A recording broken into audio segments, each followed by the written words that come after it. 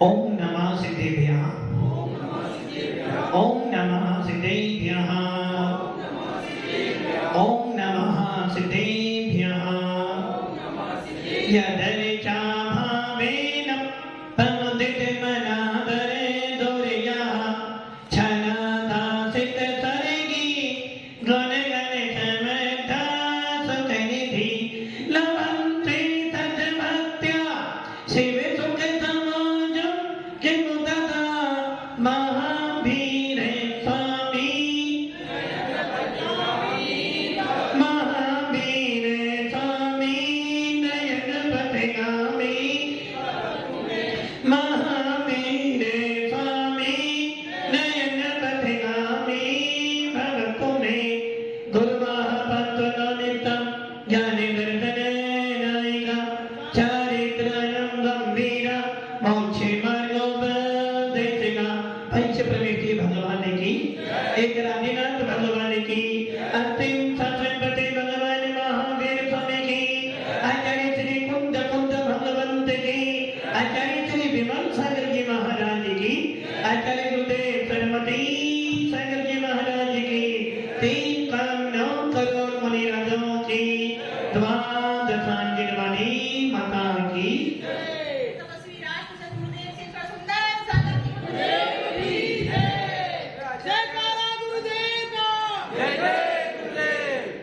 भव्य आत्मा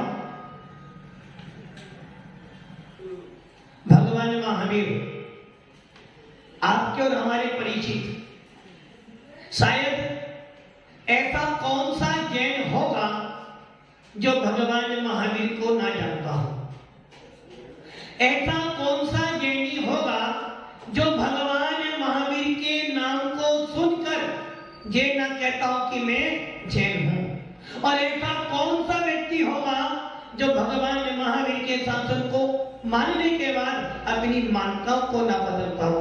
भव्य आत्माओं, आदिनाथ और महावीर, इन दो तीर्थंकरों से हमारा परिचय बहुत अच्छा है।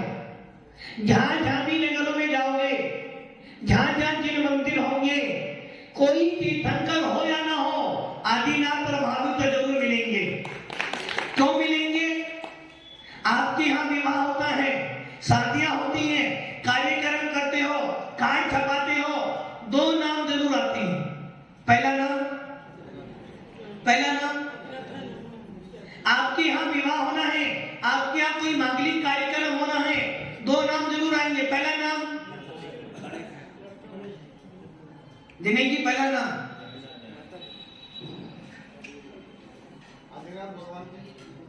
घर में शादी, आपके आदिनाथ क्या शादी नहीं है, आपके घर में कार्यक्रम में और आपने बहुत बड़ा पोस्टर छपाया है, कार्ड छपाया, सबसे पहले 2 नाम जरूर होते हैं। पहला नाम किसका होगा? गणेशाय नमः। गंधर प्रविष्टि गणेश कौन होते हैं? चतुर्विधि संघ के जो स्वामी होते हैं उन्हें गणेश कहते हैं।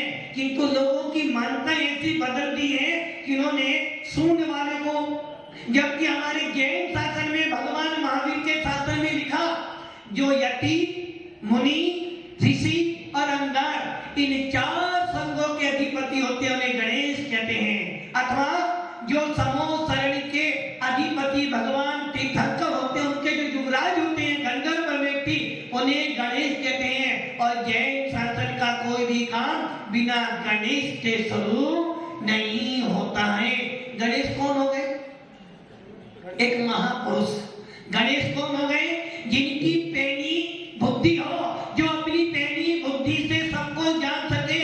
और गणेश आपने देखा हो, गणेश मतलब आज की लौकिक वातावरण में गणेश मैंने हाथी, गणेश जी मैंने हाथी। और गणेश जी के सूंड कितनी बड़ी होती है?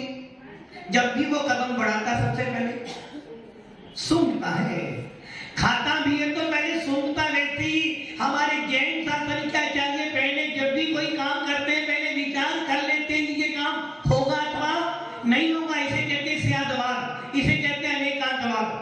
नंबर 2, हाथी के काम बहुत बड़े बड़े होते हैं। ऐसा क्यों पवन जी, ऐसा क्यों?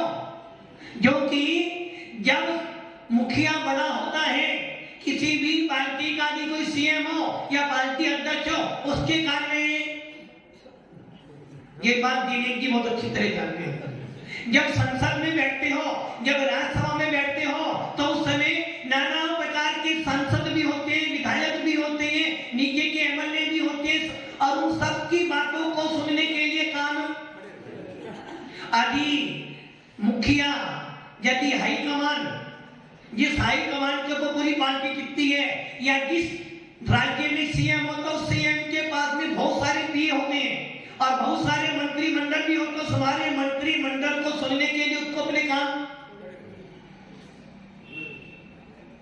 नरेंद्र जी आप भी जानते होंगे ना, कान पूरा सुनना पड़ता है, हर बात को सुनता है, सुनने के बाद बकता नहीं है, सुनता है, और सुनने के बाद निर्णय करता है। इसलिए हाथी के कान कितने बड़े, सबकी बात सुनता है। वैसे ही हमारे जैन शासन के जो आचार्य भगवत होते हैं, उनके कान बहुत बड़े होते हैं।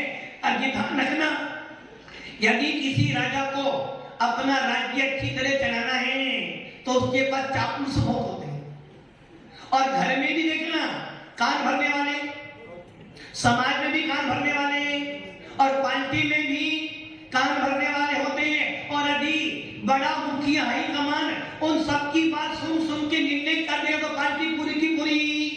इसलिए बड़ा हाईकमान में बड़ा घर का मुखिया सबकी सुनता है, बोलते रहो बोलते रहो बोलते। इसलिए हमने क्या करा, हाथी के कान बड़े बनाए। वैसे आचार्य भगवान जो होते हैं, धनगर प्रवेश की गणेश जो होते हैं, अर्थात दिगंबर मुनि जो मुखिया होता है संघ, वो सबकी सुनता है, और सबके सुनने के बाद भी चुप रहता है। क्यों? उसे पता पहले सुन बाद में तोलो। इसलिए हमारे कहावत है, पहले तोलो फिर बोलो।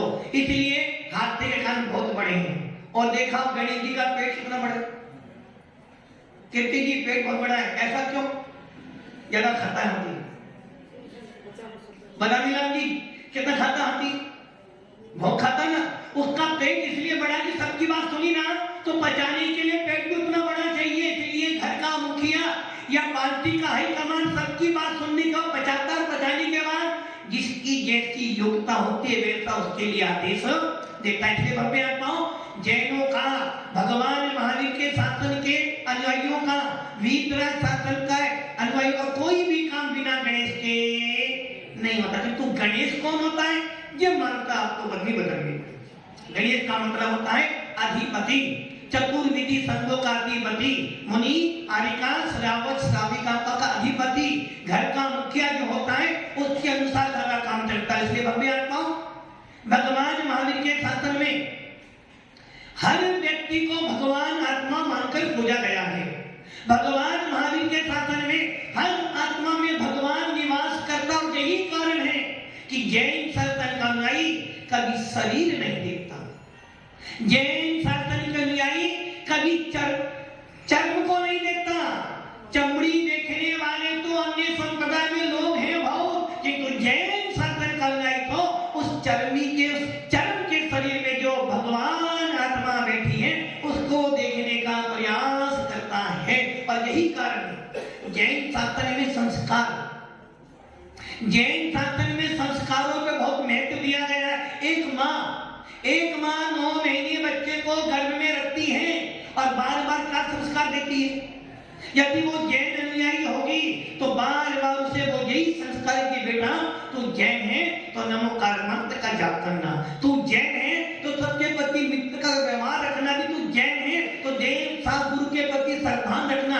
और यही कारण है जब कोई स्त्री गर्भवती होती है तो उसको हम शास्त्र पढ़ने का उपदेश देते हैं, ताकि जो आने वाली संतान है उस पर प्रभाव पड़े। और ये मानता जैनों की नहीं है, ये मानता तो हर उस व्यक्ति की जिसके अंदर आत्मा रहती है। यदि अपन महाभारत देखें तो महाभारत के समय में भी अर्जुन ने सुभद्रा को चक्रव्यूह की रचना सुना रहा था। सुनते सुनते उसकी क्या कर दी? नींद नहीं, आंख लग गई। सेठ जी क्या लग गई? सेठ जी क्या? किसकी? आप बताना अपनी आंख। सुभद्रा की आंख लग गई, नींद आ गई, तो जितनी उसने बात सुनी थी उतनी ही अभिमन्यु जान सका था। तो अपने आप संस्कारों का प्रभाव पड़ता है, और एक माँ होती है जो बच्चों को सबसे पहला संस्कारित करती है। और देख लो आप, भगवान महावीर जब गर्भ में आए थे तो त्रिशला माँ ने भी अच्छे संस्कार दिए थे।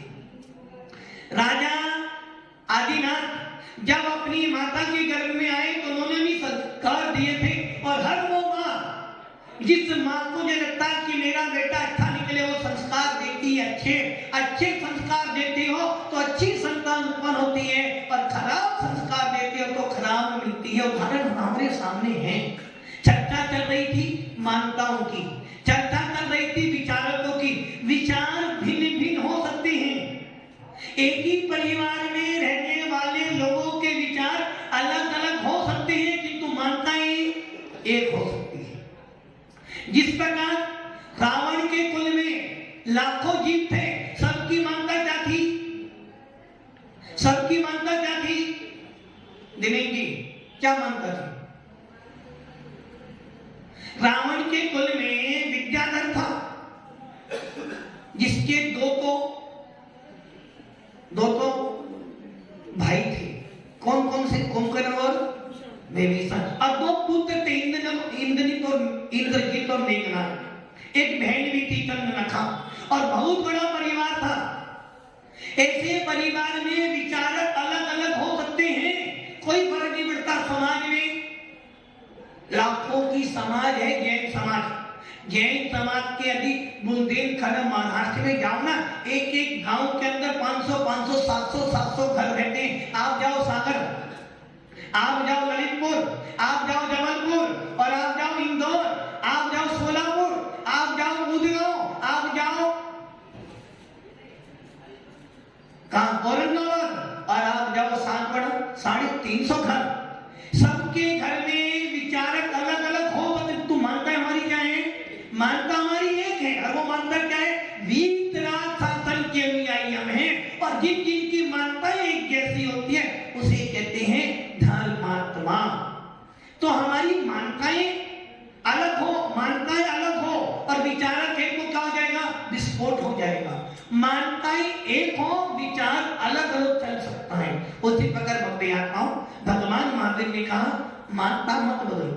मान्यता बदल जाओगे तो मिथ्यात्व का पोषण हो जाएगा, और विचारक बदल जाओगे तो आप महान बन जाओगे। कंस का नाम सबने सुना। सेठ जी कंस कौन थे? सेठ जी कंस कौन थे? कंस जी कौन? कंस किसके मामा थे? सेठ जी किसके मामा थे? देखो, भगवानों के मामा नहीं होते। ये मान्यता बदल दो, अपना विचार बदलो। इसलिए हमारे भगवान महावीर ने कहा है, एक विचारक 100 व्यक्तियों को बदल सकता है। इसलिए अपना विचार बदलो। जैन शासन बार बार कहता है हमारा किसी से कोई बैर नहीं। उदाहरण देखो, गंगा जी बह रही है। गंगा कहां पर है?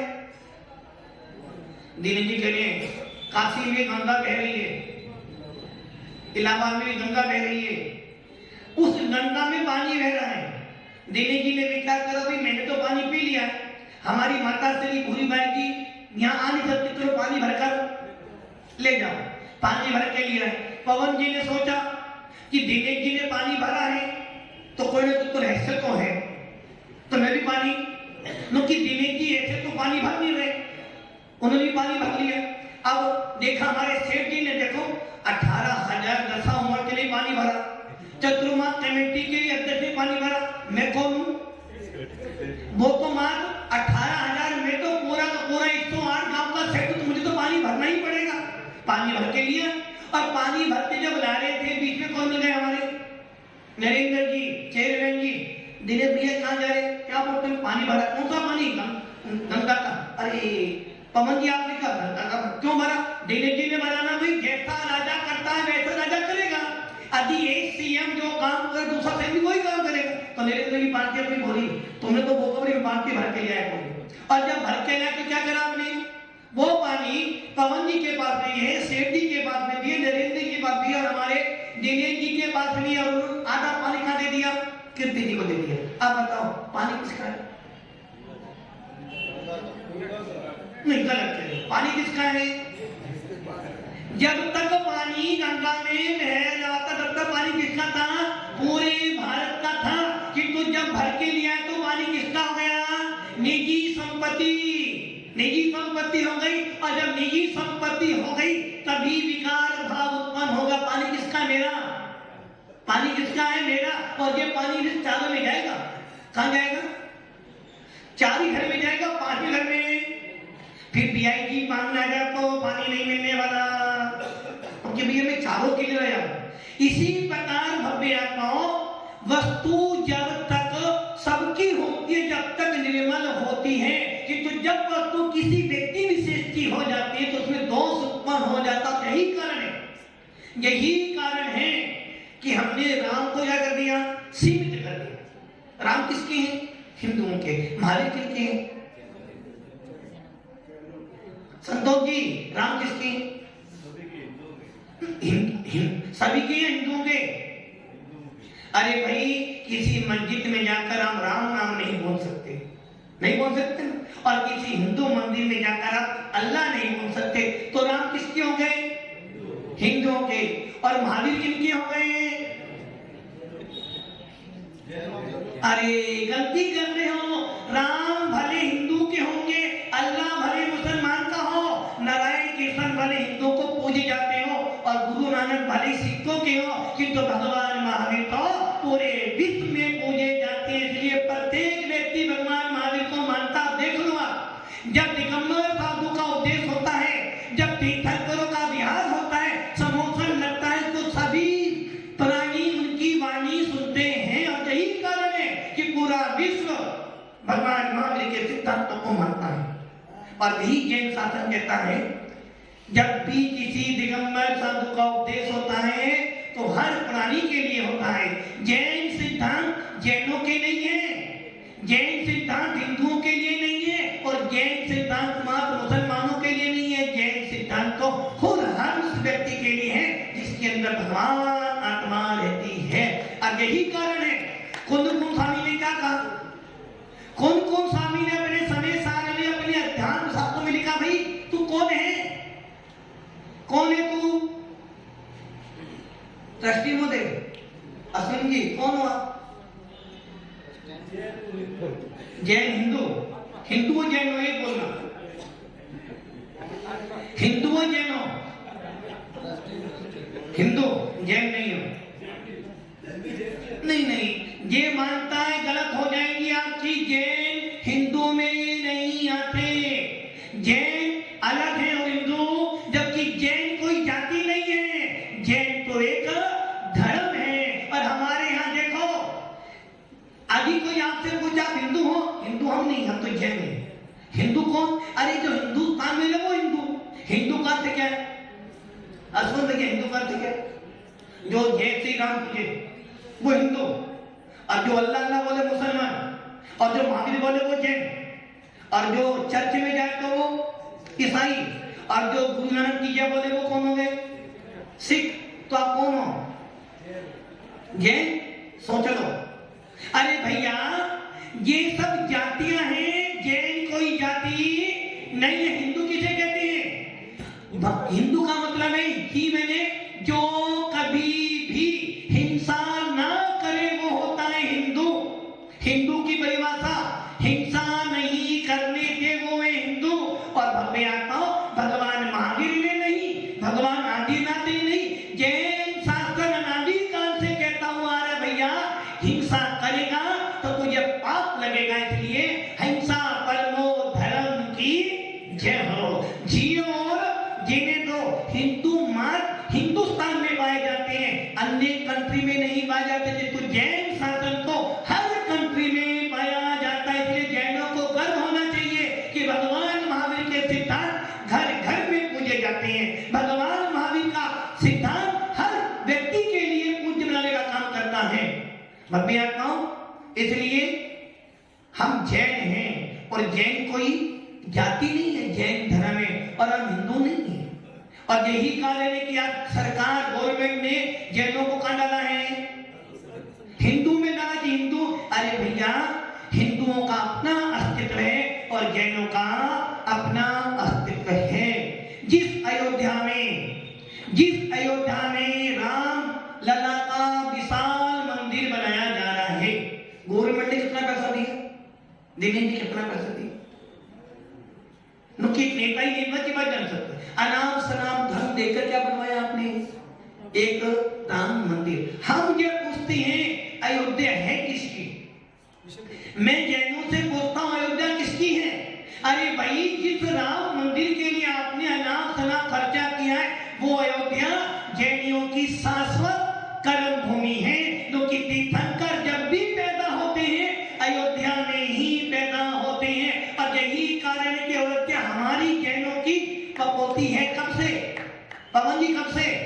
अनादि काल से है और अंत काल तक रहेगी आज भी। जहां पर राम मंदिर, जिस राम मंदिर के पीछे लाखों जी, संतोष जी लाखों जी गए, उस मंदिर की जब नींव खोदी गई थी उसमें भगवान आदिनाथ की प्रतिमा निकली थी जो आज भी अयोध्या के म्यूजियम में रखी हुई है। किंतु जैन लोग कभी भी, क्योंकि जैनों की आदत क्या है? देने की है, मांगने की आदत। और देख लेना हर संप्रदाय में, भले वो मुसलमान हो, हिंदू हो, सिख हो, इस्लाम हो, हर संप्रदाय में मांगने वाला,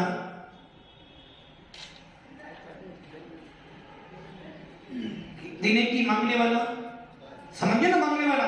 किंतु जैन शासन के में कभी मांगने वाले नहीं मिलेंगे बल्कि देने वाले मिलेंगे। और सरकार भी, केंद्र सरकार भी कहती है जितना ज्यादा टैक्स जैन समाज देता उतना ज्यादा कोई भी टैक्स नहीं देता।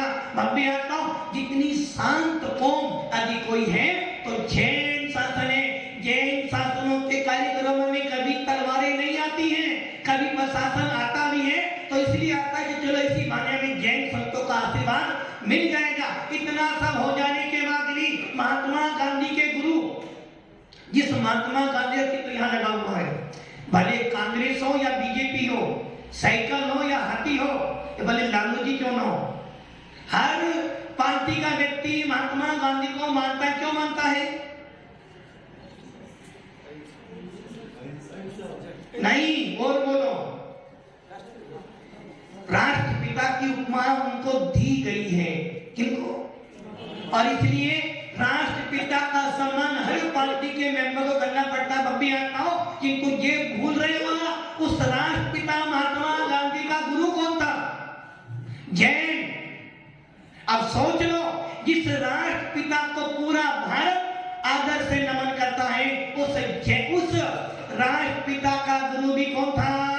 जैन। इसलिए भक्ति आत्माओं, जैन शासन तो वो है जो मजबूरी का नहीं मजबूती का नाम है। नेहरू जी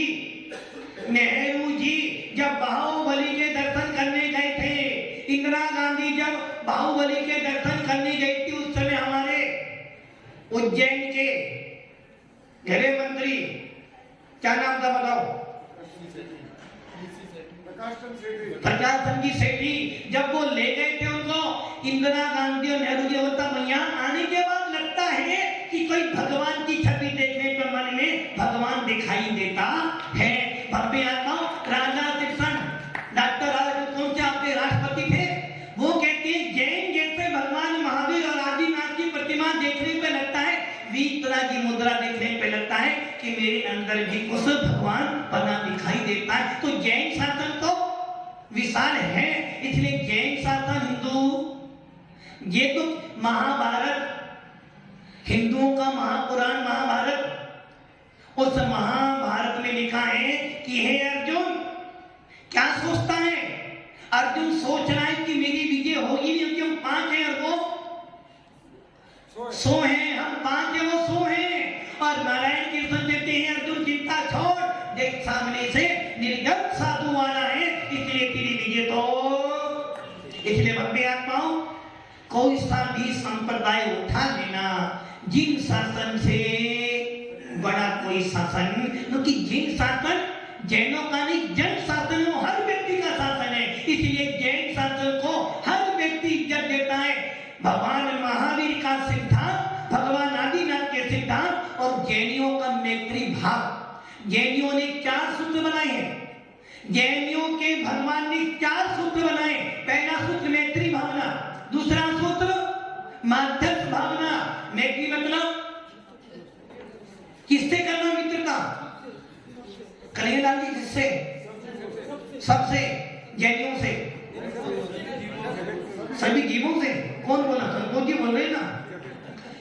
ये ध्यान रखना, हिंदू कहते हैं गाय बचाओ, गो रक्षा करो, मुसलमान कहते हैं सुअर को हलाल मत करो, और भव्य आत्माओं जैन शासन कहता है गाय सुअर की बात छोड़ो, हम तो एक इंद्रिय जीव की भी हिंसा नहीं करते हैं। इसलिए जैन समुदाय भगवान महावीर का शासन कहता है हर आत्मा में भगवान है, हर आत्मा की रक्षा करना जैनियों का परम मानव अधिकार है। और यही कारण है कि जैन समाज अनुयायी जब भी कहीं जाता है अंदर भावना व्यक्त करता है कि भैया मेरे से किसी का पतन। जैन व्यक्ति घर में भी जाता है तो कसाई नहीं करता है, व्यापार भी करता है तो कसाई तो होती किंतु तुरंत मिच्छा में टुकड़ा कर लेता है। और भव्यांता जैन व्यक्ति आप देख लो, अन्य संप्रदाय के गुरु जब आते हैं झाम काम लेकर आते हैं, और जब 20 तरह की मुद्रा चलती है तो उसको देखकर लोग कहते हैं कि हाँ कोई संत साधु आ रहा है। ये है भगवान महावीर के शासन का प्रभाव। किसी भी संप्रदाय का व्यक्ति क्यों ना हो, जब इन जैन साधुओं को देखता है तो कहता भैया, अभी आप लोग कह रहे थे ना ठंडी के अंदर भी जैन साधु, सर्दियों में भी जैन साधु कैसा रहता है? बालक वक्त। और जब गर्मी आती है जब भी ऐसा रहता है, बरसात हो जब भी ऐसा रहता है।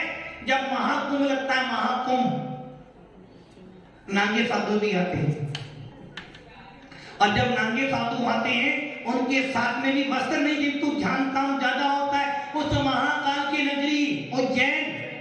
और जब महाकुंभ लगता है, भले उज्जैन हो या इलाहाबाद हो, जब भी वहां पर महाकुंभ लगता है तो वो महाकुंभ के नागे साधु भी दिगंबर साधु को देखकर कहते हैं वास्तव में साधु तो, क्योंकि साधु की परिभाषा ही क्या है? जो ज्ञानवान हो, आलोक परिग्रह से रहित हो, जिसके मन में किसी के प्रति द्वेष ना हो, जो हर आत्मा को भगवान आत्मा मानकर चलता हो। इसलिए भव्य आत्माओं, विचारक अलग अलग हो सकते किंतु मानता है आपकी एक होनी चाहिए। और जैन समाज ने कभी भी किसी संप्रदाय का बुरा नहीं किया है। इतिहास, संतोष जी इतिहास साक्षी है, इतिहास साक्षी है।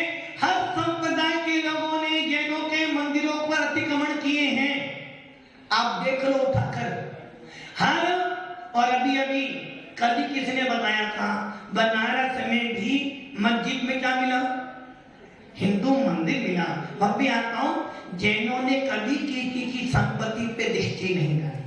जैनियों ने कभी भी किसी की संपदा हड़पने का विचार नहीं किया। और जैनियों ने तो हर संप्रदाय के भगवान को भी नमन किया है, क्योंकि वो कहते हैं भैया हर आत्मा में भगवान बसा हुआ है, लड़ाई हमारी नाम से नहीं है। दिनेश जी हो या पवन जी हो या कीर्ति जी हो, लड़ाई हमारी इनसे नहीं है, लड़ाई तो हमारी इनसे है, कर्मों से लड़ाई है। इसलिए हमारे यहाँ बोलते हैं बुद्ध वीर जिन्हें हरि हरि ब्रह्मा, या उसको स्वाधीन को। अल्लाह हो, राम हो, हनुमान हो या बुद्ध हो, कोई भी हो, सबको नमन है। किंतु नमन करने से पहले सत्य भी है कि उनके अंदर क्रोध, मान, माया, लोभ, राग, द्वेष नहीं हो। और भव्य आत्माओं, राजा राम किसके लिए पूजनीय है? नरेंद्र जी, आप राजा राम को मानते हो या भगवान राम को मानते हो? सोच लो, राजा राम को मानते हो, भगवान राम को मानते हो? एक तरफ राजा राम बैठे, एक तरफ भगवान राम बैठे, किसको मानोगे आप? एक तरफ राजा आदिनाथ बैठे और एक तरफ भगवान आत्मा बैठे, किसको मानोगे आप? राजा को या भगवान को? राजा तो नहीं मानोगे ना। एक तरफ पीएम बैठा है और एक तरफ सीएम बैठा है और बीच में बैठे दिगंबर साधु, किसको मानोगे? अरे बब्बे आप तो यही तो जैन शासन कह रहा है, हमारी लड़ाई नाम से नहीं है, लड़ाई हमारी काम से। राजा राम अयोध्या के राजा हो सकते, कोई बड़ी बात नहीं है। भगवान महावीर का जी राजकुमार महावीर कुंडलपुर के नरेश हो, कोई बड़ी बात नहीं। राजा आदिनाथ अयोध्या के अधिपति से कोई बड़ी बात नहीं। इनके लिए रमन नहीं है कि तू जो राम वन में गए, जो राम दिगंबर साधु बन के मोक्ष पधारे, ऐसे राम के लिए प्रत्येक जैन अनुयायी श्रद्धा से नमन करता है।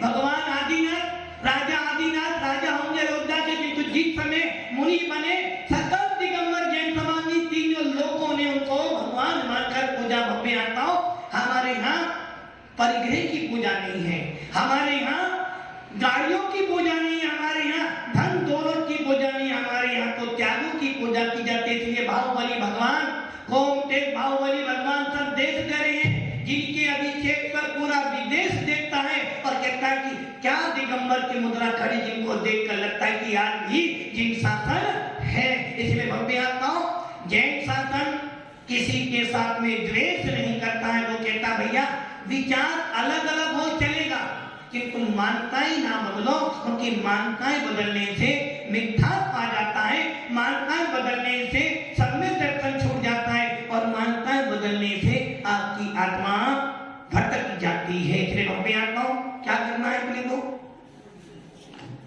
क्या करना है?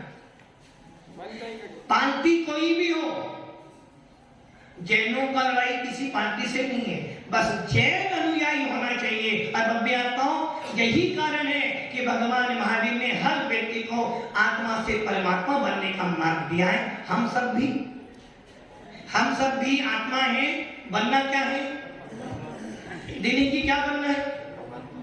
नेता बनना है ना, नेता बनना है। भोरी भाई की नेता बनाना है, क्या बनाना है? नहीं, हम तो नेता बनाएंगे।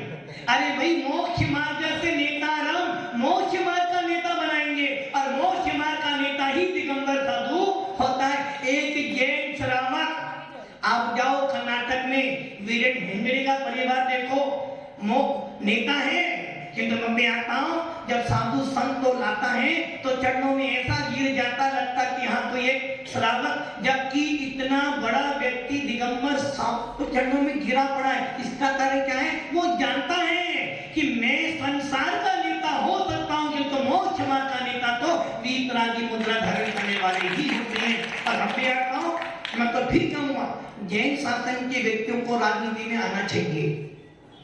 अपनी पकड़ बनाओ मजबूत, किंतु एक ध्यान रखना, यदि सात बाड़ा में पवन जी खड़े हुए किसी काम के लिए तो अपने सबको साथ देना चाहिए। यदि दिनेश जी खड़े हुए हैं किसी भी पार्टी से, यदि अपने दिनेश जी जैन हैं तो हर व्यक्ति को वोट किनको देना चाहिए? जैन व्यक्ति को। नमोकार मंत्र बोलेगा भव्य आत्माओं, जीत आपकी नहीं, जीत जिन शासन की होनी चाहिए। इसलिए भव्य आत्माओं, हमारे यहाँ में मनस्ता नहीं, हमारे यहाँ विचार अलग अलग है, किंतु हमारे मत अलग अलग। मत तो हमारा एक ही है, वो मत कौन सा है? अनंत शरणम गच्छामि। इसलिए भव्य आत्माओं, मान्यताओं को ठीक करो, विचार अलग अलग करो तो चलेगा। इसलिए हम सब अपनी आत्मा में भगवान उत्पन्न करें। ओम